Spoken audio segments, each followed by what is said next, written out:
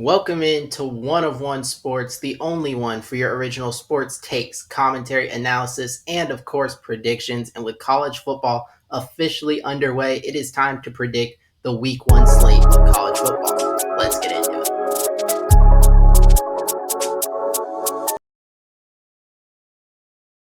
We've got 9 games to predict in Week 1. It is a huge slate, and the first one we're going to be breaking down is a Friday night game between Georgia Tech and Colorado.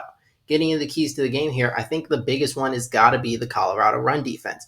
Outside of basically just the service academies, talking Navy, the Air Force, Armies, Georgia Tech has been the best running team in the country, and that I expect to stay pretty much the same. When you look at Haynes King and what he can do as a runner, and Jamal Haynes returning as well, one of the better running backs in the ACC, and what should be a pretty strong O line, Georgia Tech again should be dangerous running the ball. Colorado thinks they should have a good, solid run defense. You bring in a guy like Jaheim Otis from Alabama in the transfer portal, the D line looks strong, but when you're versing an opponent as good as Georgia Tech, it could get rough. And if we remember last year to open the season, Florida State losing all their D line players, they couldn't stop Georgia Tech from running the ball, and that led to them losing the game. So I think if Colorado is going to have a chance, they've got to slow down the run game. Then I also think you got to look at the experience gap. When Georgia Tech has Haynes King back and Jamal Haynes, and a lot of the defense returns, and Eric Rivers is a transfer, but he's experienced as a receiver, and Malik Rutherford is back, there's a lot of continuity here. Whereas Colorado, you're losing your quarterback, Shedeur Sanders. You're losing Heisman winner, Travis Hunter. You're trying to fill these guys' shoes with transfers and young players. So there is a big difference there between them and Georgia Tech. And then I think the Salter competition leap, look, he was a good quarterback at Liberty, but he had his struggles there, and now upgrading to, Power 4 competition and playing a Power 4 opponent in Georgia Tech is certainly a jump. Personally, I like this Georgia Tech team a lot more, especially in Week 1. I expect them to be able to run the ball well, and I expect them to be more prepared than a team that lacks the continuity like Colorado. So I do think the Georgia Tech Yellow Jackets will defeat the Colorado Buffaloes in Week 1 of the college football season. The next game we're breaking down is a fun one, and it's one of the hardest ones to predict. It is truly a toss-up game for me, and that is Auburn going on the road to Baylor, also a Friday night game. I think a big key is going to be Auburn's defensive front. Like we talked about with Georgia Tech, Baylor's going to be a team that thinks they're going to be able to run the ball and rely on the run game. When you look at how good they were last year with true freshman running back, he's coming into his sophomore year. Expect him to be really good. And then also Pendergrass behind him is a good back as well. So you've kind of a two-man, run game, and you return 4 or 5 O-line starters. You're expecting to run the ball. But Auburn, they had big bodies up there. And while I don't think run defense is necessarily the strength of their D-line, I think the pass rush probably is, led by Kendrick Fault. And then the secondary strong. They still have really talented guys. And if they can slow down the run game, make Sawyer Robertson try to beat them in the air, I think that's more the recipe for success. Then I think you got to talk about Jackson Arnold, because the reports have been, a little bit up and down with him transferring into Auburn. And if we remember him at Oklahoma, there was always the turnover issues. And I think when you're looking at Week 1 of college football, like just look at the Kansas State-Iowa State game. Turnovers are typically going to play a big role. And often in college football, a team doesn't have to win the game. You can wait for the other team to lose it. And that is always a concern. And especially with a quarterback like Jackson Arnold that is proven to have major turnover issues. Then the Auburn receivers, I think they could be amongst the best receiver corps in the country. When you look at Eric Singleton coming in, Cam Coleman coming into his sophomore year, they have truly dynamic playmakers who I think can take advantage of a Baylor secondary if Jackson Arnold can perform well. Now, I am like this one, I said, is truly a coin toss. Baylor has home field, and I am worried about Jackson Arnold making the mistake. I do just think that Auburn, though, defensively is better prepared to slow Baylor down than vice versa. So I think if it comes down to a crucial stop, I trust Auburn more in that situation to get a stop than Baylor. And I think Jackson Arnold can perform well, can avoid the turnover, at least the critical turnover that I don't think he loses them this game. And I'm going to go with the Auburn Tigers to beat the Baylor Bears. The third game is the big one. It is Texas versus Ohio State, preseason's #1 versus #2 in the AP poll. It doesn't get any bigger than this. It's a rematch of last year's college playoff semifinal. We have Arch Manning, the Heisman favorite, in Texas preseason #1. We have the reigning national champion in Ohio State. There's everything you could want from a non-conference Week 1 opener in college football. You are getting it in this game. And the biggest key has got to be we got to talk about the quarterbacks, specifically Julian Saint. Now, obviously, Arch Manning is going to be the talk of college football. When you have that last name and the history with that and the hype he has, you're going to generate headlines. But I do think I know at least somewhat what I'm going to get from Arch Manning. Now, maybe he doesn't live up to, top quarterback in college football, winning the Heisman this year, or at least isn't to that level in week one. But we have seen him start games, and we've seen him play a lot of times behind Quinn Ewers in cleanup, mop up time, or whatever. And at the very least, I think I know he's going to be a good quarterback. Julian saying, he of course has the talent, but you never know for sure. And he hasn't really played at all. He's less experienced than Arch and hasn't played anywhere near this type of environment and Arch has. So the Julian Sayin debut, I think, is the much more critical and unknown factor of this game. Now, of course, he's going to have help when you have the receivers Ohio State does, Carnell Tate, Brandon Inniss, and of course, Jeremiah Smith, the best player in college football, in my opinion. Now, where I think the difference in the game could be is when you look at these teams defensively. Ohio State last year was arguably the best defense in college football. But when you lose Jim Knowles and JT Tuimoloau and Jack Sawyer and Denzel Burke, just all these pieces across the defense, right? I think you naturally have to expect a regression at least early in the season. Not to say it would be terrible. You still have the best defensive player in the country, arguably, in Caleb Downs, and the talent is there. And I'm sure over the course of the year, Ohio State will be fine defensively. But in week one, that's where most of the issues will be lacking continuity. Whereas Texas returns, edge rushers Trey Moore and Colin Simmons and Anthony Hill in the linebacker group and Michael Taft at safety. They are stacked defensively and I think should be ready to hit the ground week one running. And I think that's the difference. Texas just seems like they'll be more prepared against a less experienced Ohio State team that loses so much from the national championship team. So I think Ohio State, if this game were week 3, week 4, I would be more torn. But because of the week 1, even at home, I think Texas is going into the shoe and is going to defeat Ohio State.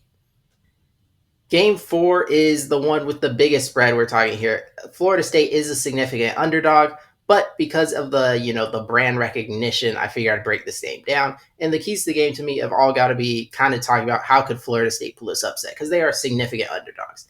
And first, I think you got to start with Thomas Castellanos has to be better than Ty Simpson.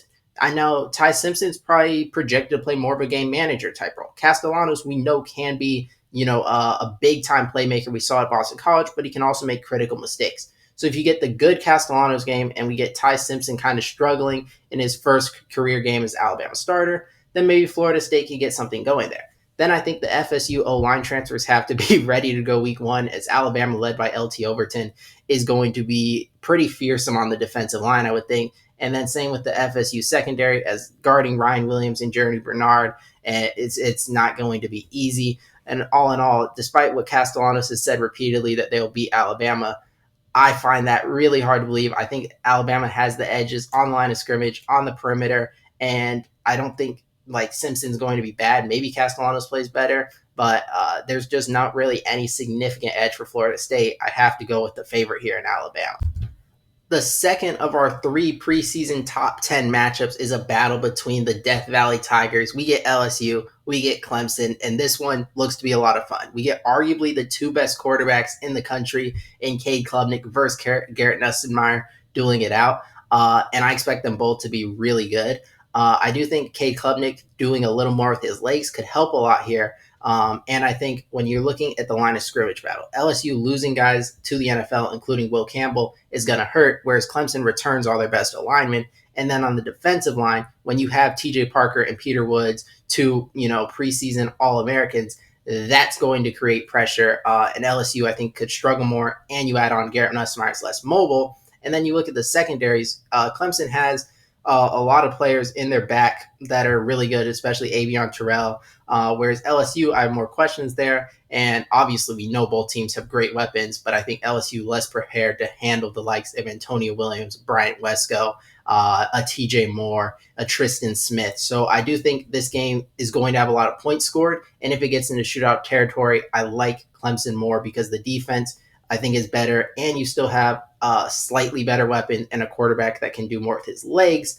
So yeah, I think the advantages here pretty much lean towards Clemson's. Now it's not big, but slight in most things, like slightly better receivers, better on the line of scrimmages, enough, better in the back end, enough, slightly better quarterbacks. There's enough edges across where I think it builds up and you add on home field advantage. And I think the Clemson Tigers should win this game and start off strong, prepping for what they expect to be a great season. And LSU, you also have to mention they've consistently struggled in these week 1 type of games, not only under Brian Kelly, but I think they've lost 4 or 5 in a row now. So that also doesn't inspire confidence. All signs lead me to pick the Clemson Tigers to win this one. Utah UCLA, I think, is an underrated, under the radar game between two former Pac 12 opponents. And I think the new quarterback debuts have to be talked about when you have Devon Dampier coming into Utah and Nico Iamaleava coming into UCLA. I expect Dampier to be better week 1 because he's had more time since transferring and he brought his OC from New Mexico. Nico Iamaleava obviously is learning a whole new system. Dampier doesn't have to do that, and Nico transferred late, less time to learn, so I expect him to be less prepared. Dampier probably outplays him.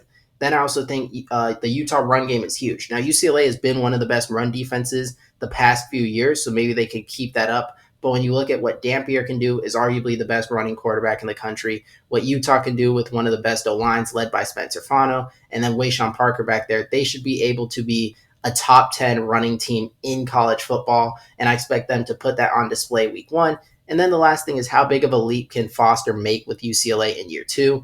Based off like the transfer portal stuff, the recruiting, I don't see enough there to make big changes. Yes, you got Nico, but I think he needs more help around him. And even at Tennessee, where he had a lot of help, there were still some struggles. I think he's in a worse situation, even if he improved as a player. And there's just not enough talent there at UCLA. Whereas Utah, to me, they've made a lot of changes. I know their last year was a down year, but we've seen what Kyle Whittingham can do consistently. They look like a real threat in the playoff and to win the Big 12.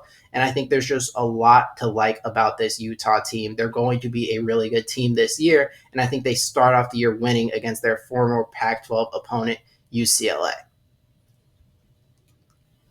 Moving on to the Sunday games where we have Virginia Tech and South Carolina facing off. And I think the biggest thing here is the Virginia Tech overhauling the offensive line could be problematic when we look at South Carolina have maybe the best edge rusher in all of college football this year in Dylan Stewart.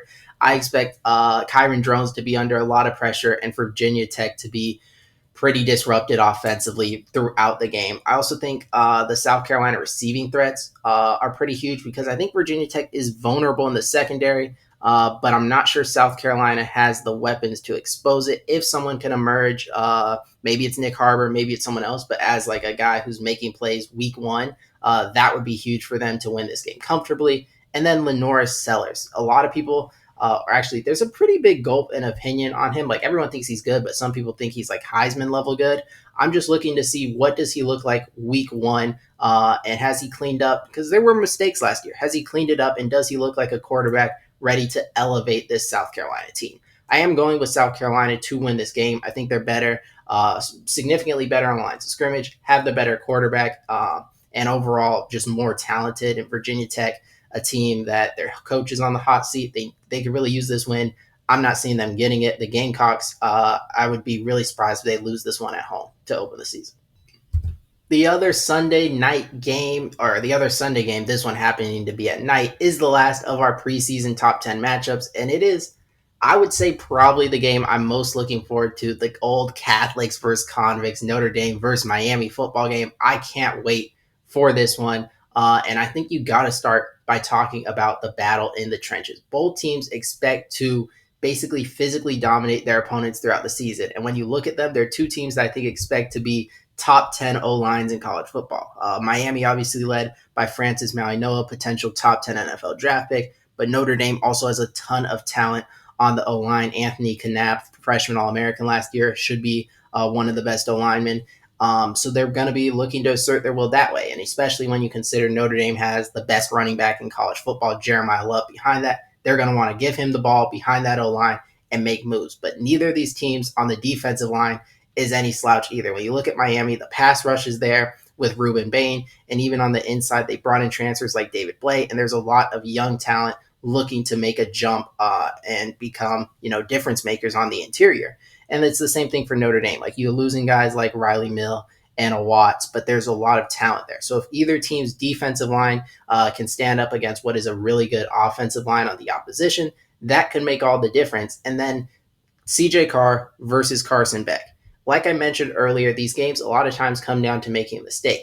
There's concerns here with both quarterbacks. Carson Beck showed last year at Georgia in big games he can throw an interception. I think he had a hat trick of 4 interceptions games against top 25 opponents, and he's coming off a major injury. So there's a lot of concerns there. And then CJ Carr barely won the job for Notre Dame, making his first ever start on the road in a top 10 matchup. You expect mistakes to be made there. So that, if either one of them has, a couple interceptions or a fumble at the wrong time, they could lose their team the game. And then finally, the Miami defensive changes. The talent is there, like I mentioned, the front, but also got in a ton of talented corners and safeties to overall the secondary, and you brought in the Minnesota defensive coordinator. If these changes can be impactful week 1 and Miami doesn't look like what they were last year where their offense is great and Cam Ward's great, but they're held back by a lackluster defense, that's going to make all the difference in the world. I personally believe in the defensive changes. I think they made the right hires. I think they brought in the right talent. And I think CJ Carr in week 1 isn't going to be a guy who's going to really give this defense a whole lot of troubles. I think they can, commit to the run, slow down Jeremiah Love, and CJ Carr, I could see making the crucial mistake. And I think Miami at home is going to win this football game in a huge, huge statement week 1 win. And the last game we're going to predict is the Monday night TCU North Carolina game, the Bill Belichick debut. And of course, you have to talk about the Belichick effect. Most people would say, or maybe not most people, but obviously a lot of people would say he's the greatest coach in NFL history, maybe in football history. So his reputation precedes him. And when you're coming in with all that is Bill Belichick, you've got to talk about it, whether it be the offseason headlines that have been going on or just his history, and what's really been a strange turn from what was one of the most buttoned up anti-media guys for his time in New England, turning into, he's going to have Hard Knocks or whatever and all these shows, and he's doing these interviews with books. It's been a really weird thing to experience. And he's facing off TCU. And in addition to that, UNC has had this transfer overhaul, bringing a guy like Gio Lopez at quarterbacks, and then just transfers all the way around, a bit exiting, coming, and entering. And it does remind you a lot of a couple years ago, Colorado playing TCU, funny enough, in week 1, where Deion Sanders is making his debut, and there's been the Shador Sanders and Travis Hunter transfers. And obviously Deion is this larger-than-life character, and everyone's wondering about Colorado, what's going to go on. There's a lot of that same thing, again, with TCU facing that opponent in North Carolina with what's going on with Bill Belichick. Then the last thing is the TCU firepower. Josh Hoover, Eric McAllister. This looks to be a really high-scoring offense like it was last year, and the defense has as much depth as ever. This, I think, is a really good TCU team that can compete in the Big 12. And when you're looking at a team in UNC that just has so much newness, it's asking so much to be prepared in week 1. When you combine that with, I'm not necessarily believing in Bill Belichick to be successful at the college level right now with everything that's been going off the field. He doesn't seem to have the same principles that worked in the NFL, at least from an outside perspective. I'm personally not putting a lot of stock into this North Carolina football team this year, especially to start the season. I think TCU is just a better team, and I think they win this game. I don't want to say comfortably, I think it'll be a competitive game, but I am confident in my prediction of TCU. With that being said, that wraps up my week 1 college football predictions. If you guys enjoyed, make sure to leave a like and subscribe to the channel, and make sure to comment your predictions for each of week 1's biggest games in college football. Can't wait to watch. Until next time.